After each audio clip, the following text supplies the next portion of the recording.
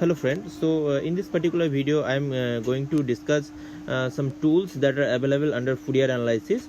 So these are like Fourier series, Fourier transform, discrete Fourier series, discrete time Fourier transform, and also the discrete Fourier transform. Okay, so you can easily remember different formulas that are available for different tools from this particular chart. Okay, so first one is the Fourier series. So if the signal that is in time domain, it is continuous and periodic with time period t, in that case you can apply this Fourier series. So the formula will be Ck, that is Fourier series coefficient, that is equals to 1 by t integral over t st e to the minus j k omega t dt. Okay, now from this Fourier series coefficient you can obtain the signal st, that is equals to basically summation Ck e to the j k omega t, and k varies from minus infinity to infinity, right? And if you look at the frequency spectrum, frequency domain of this particular tool, that is Fourier series, then it will be discrete and aperiodic. Okay, and the next tool is the Fourier transform. So Fourier transform for the signal st, if it is continuous and aperiodic, in that case you can apply the Fourier transform. So for f domain the formula is sf, that is the Fourier transform of st, that is integral minus infinity to infinity st e to the minus j 2 pi ft dt. Okay, and omega domain, that is equals to integral minus infinity to infinity st e to the minus j omega t dt. Okay, so the inverse formula for this for the Fourier transform is st, that is in time domain, that is equals to integral minus infinity to infinity s of f e to the power j 2 pi ft df. Okay, and for omega domain you can similarly write, but there is a factor 1 by 2 pi. Okay, this 1 by 2 pi factor is coming because of this d omega. Okay, so because of this d omega, this 1 by 2 pi factor is coming, but in this three formula in for the Fourier transform there is no 1 by 2 pi factor because there is no d omega terms, all those formula. Okay, so because of only this d omega, this 1 by 2 pi factor is coming. Okay, and in the frequency domain, if you look in the frequency domain, in that case your frequency domain will be continuous and aperiodic. Okay, continuous and aperiodic. So before going further, let me give you some information. If the signal it is in time domain, if it is periodic in time domain, then in frequency domain it must be discrete, and if it is aperiodic, then it must be continuous in frequency domain. Similarly, if the signal is discrete in time domain, then it is periodic with period 2 pi, and if it is continuous in time domain, then it is aperiodic in frequency domain. Okay, so always remember that a discrete time signal is in frequency domain, it is a periodic signal of period 2 pi. Okay, the spectrum of this particular discrete time signal is periodic of period 2 pi. Okay, next tool is your discrete Fourier series. So if the signal is discrete and periodic in time domain, that is Sn, in that case you can apply discrete Fourier series, and your discrete Fourier series coefficient Ck bar, that is basically equals to 1 by n, the summation n equals to 0 to n minus 1 Sn e to the power minus j 2 pi kn by n. Okay, and you can write the signal Sn itself, that is equals to summation k equals to 0 to n minus 1 Ck e to the power j 2 pi kn by n. Okay, and you can see that the signal is discrete, so the frequency domain must be periodic. Okay, and as the signal is periodic with period n, so the frequency domain must be discrete. Okay, so we know for the periodic signal frequency domain is discrete, and for discrete signal the frequency domain is periodic. Let me give you some more information on this particular discrete Fourier series. For example, how you can write or you can draw the spectrum in the frequency domain. Okay, so for discrete Fourier series, your formula, that is your Ck bar, that is equal to 1 by n summation n equals to 0 to n minus 1 Sn e to the power minus j 2 pi by n kn. Okay, now let us draw the frequency axis. So this is frequency axis, and say this is 0, this is pi, this is 2 pi, this is 3 pi, similarly minus pi, minus 2 pi, minus 3 pi. Okay, so dot dot dot. Now in the frequency domain it will be discrete and periodic. Okay, and we know that the period is 2 pi. So what you can do, you can divide this particular range, that is 0 to 2 pi, into a n equal part. For example, let us assume that n equals to 4. So in that case you will have C0 bar, C1 bar, C2 bar and C3 bar, right? So you need to divide this 0 to 2 pi range in equal 4 part. So this is suppose pi by 2, this is 3 pi by 2. So here it will be C of 0 bar, then it will be C of 1 bar, then it will be C of 2 bar, and it will be C of 3 bar, right? And as it is periodic, so at 2 pi it will be again C of 0 bar. Okay, and say here at minus pi by 2 it will be what? It will be C3. Okay, so C3 bar. So this way you can draw the frequency spectrum for the discrete Fourier series. The next tool is the discrete time Fourier transform. Okay, discrete time Fourier transform.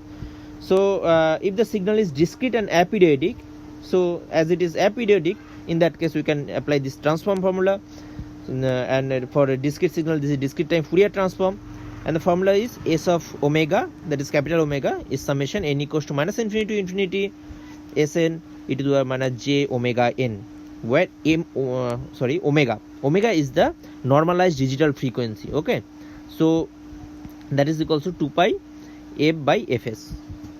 Let me quickly show you how this is capital Omega is 2 pi f by fs. Okay, so we know that omega is 2 pi f, and your omega t, that is equals to 2 pi f of ft. Now in order to discretize a signal, a continuous time signal, you replace what, t by n ts, where ts equals to 1 by fs, and fs is a sampling frequency, right? So what you can write for discrete time signal, this is this particular thing you can write as 2 pi f into n ts. Okay, and that is equals to equivalently 2 pi f by f by fs into n. Okay, and that is basically equals to omega, capital Omega n. Okay, so for a continuous time signal, if you write sine of omega t, for discrete time signal you can write sine of capital Omega n. Okay, while capital Omega is normalized digital frequency, and its range is from 0 to 2 pi. Okay, so this is the Fourier transform, discrete time Fourier transform of this discrete and aperiodic signal Sn. Now you can obtain the signal Sn itself from the frequency domain frequency transform, that is S of omega.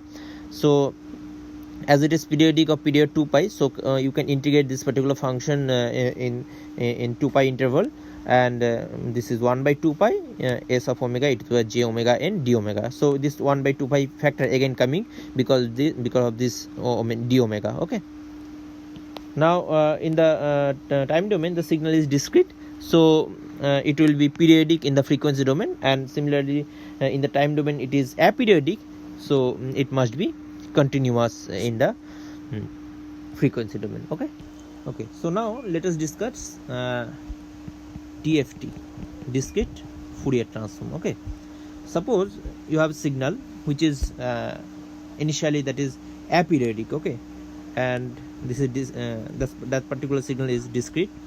Suppose this signal is aperiodic. Now if you truncate this particular signal, that is aperiodic, for certain value of time, say for n equals to 0, 1, 2, 3, for this amount of time, and if you assume that this particular signal is periodic with period 4, okay, actually this particular signal is not periodic, so this is a aperiodic signal. But what you are doing, first you truncate this particular signal and assume that this particular signal is repeating for every 4 sample, okay. So suppose this is A0, A1, A2 and A3, and so it is repeating, okay. So this is A0, this is A1, this is A2 and this is A3, okay.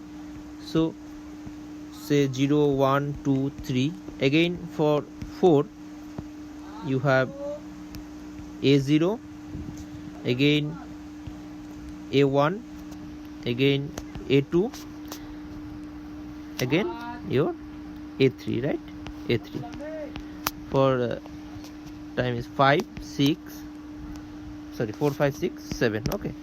So this is one period, this is one period, okay. So the signal actually is not periodic in time domain, but first you truncate that particular signal and assume that this particular truncated portion is repeating for every say here is for every 4 sample, okay, in this case. So value of n is 4. So forcefully you are making a periodic signal from a aperiodic signal, okay. So now as the signal is periodic and the discrete, so you can apply discrete Fourier series, and that is very nearly the same as the discrete Fourier transform. A minor difference is there, I will tell you, okay. So if the signal is your discrete and aperiodic, in that case you can apply DFT by forcefully making this particular aperiodic signal periodic or assuming periodic, okay. So your discrete Fourier transform formula will be in frequency domain. You can represent this by xk, okay. So xk, that is equals to your summation, or you can write this as a capital Sk, okay. So that is equals to Sn, S of n, e to the power minus j 2 pi by n kn, okay, and your n equals to from 0 to n minus 1. Now if you compare from the discrete Fourier series coefficient, that is your ck bar, that is basically 1 by n summation n equals to 0 to n minus 1 s of n e to the power minus j 2 pi by n kn, okay. The 1 by n factor is not there in case of discrete Fourier series, okay. Discrete Fourier transform, okay. So this is for discrete Fourier series, so discrete Fourier series, and this is for this particular formula for discrete Fourier transform, okay. Now you already know for discrete Fourier series, and the inverse formula is your Sn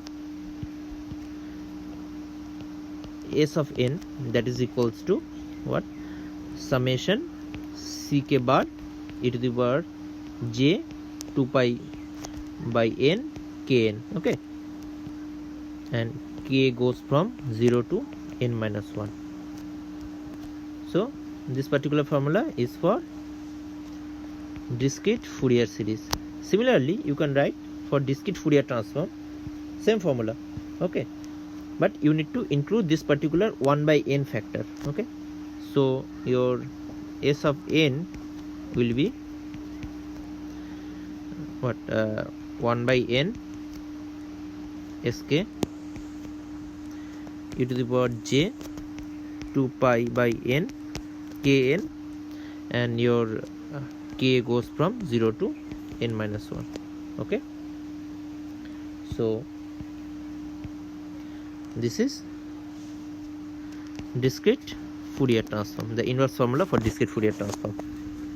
So basically we have missed this particular 1 by n factor, this particular 1 by n factor in this Fourier transform, discrete Fourier transform formula. So in the inverse formula you need to include this 1 by n factor in DFT. Okay, now if you look at the frequency domain, okay, so your frequency domain, as the signal, although the signal is aperiodic, this is aperiodic in time domain, but the frequency domain will be discrete. So it will be discrete because before applying this particular DFT, we have assumed that this particular the truncated signal is a periodic signal. Okay, then we have applied this particular DFT formula. So this because of this periodicity, the frequency domain will be discrete, and as the signal is discrete, so I mean the in time domain it is discrete, so the frequency domain must be periodic. We already know that with period 2 pi. So thank you for watching this particular video, and I hope you have enjoyed this particular Fourier analysis tools, and thank you very much.